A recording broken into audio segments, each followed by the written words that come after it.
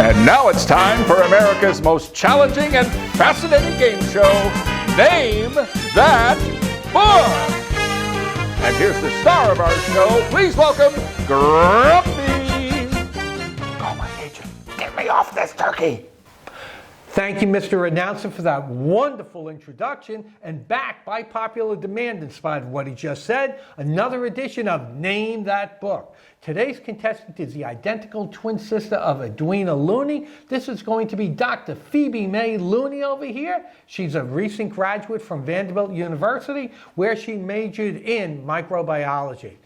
I've got to tell you, folks, she is the identical twin of her sister. And if you don't mind me saying, you're just as lovely as well. Well, you're old and wrinkly. What's your point? Wow, not too hurtful. Maybe we just better get on with the game at this point. If you recall, the manner in which it works is going to be like this. I'm going to ask you a question based upon the series of books that we see in front of us. Each time you get a question correct, we're going to give you $250,000. If you get all three of the questions correct, we're going to give you a cool $1 million. Try and keep your enthusiasm down, lady. In addition to that, we are going to give you a lifetime subscription to the Mount Juliet Library.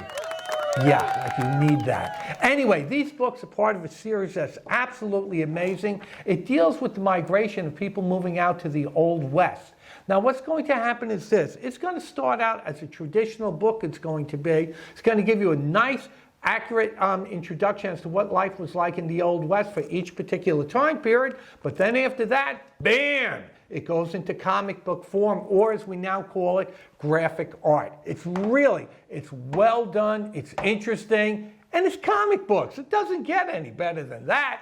So let's give her her very first question. Are you ready? Yes. How could I tell? All right, the first one is going to ask you this. In which of the books are we going to see stories about the Prairie Schooner? Is that going to be in Lewis and Clark, the Battle of the Alamo, or the Oregon Trail? The Oregon Trail. Excellent job. Good deal.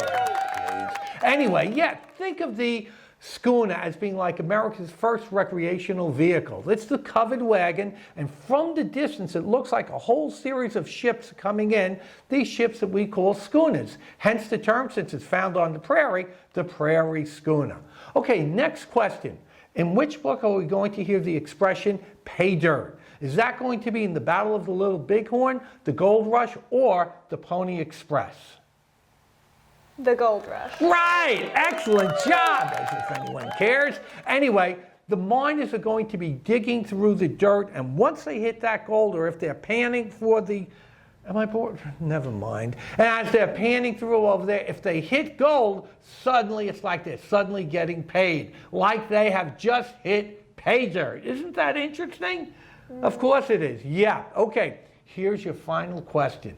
This is a big topic in American history. However, it only lasted 1 year in American history. Is this book going to be talking about the Battle of the Alamo, Lewis and Clark, or the Pony Express? The Pony Express. Yay!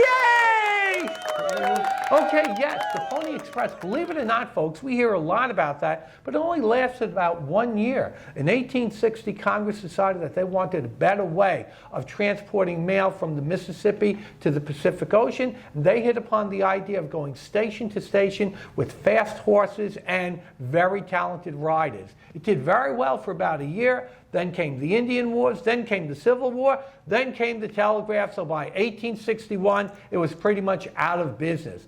One interesting side note, there's a man named Bill Cody would go on to fame as a previous Pony Express rider. He's eventually going to be known as Buffalo Bill. Wow! You won $1 million. How do you feel about that? Okay, well, $1 million. Tell me, what are you going to do with $1 million, Doctor? Grumpy, I'm glad you asked. Good. Have you ever heard of Disney's Magic Kingdom? Oh, come on, it's the best place on planet Earth, of course. I'll do you one better. Really? I want to create a fungus-themed adventure park for children to enjoy. All of the attractions will be based on fungus. Fungus. Yes. Guess what I'm going to call it? Dazzle me. Fungi Kingdom. Good luck with that, lady. What?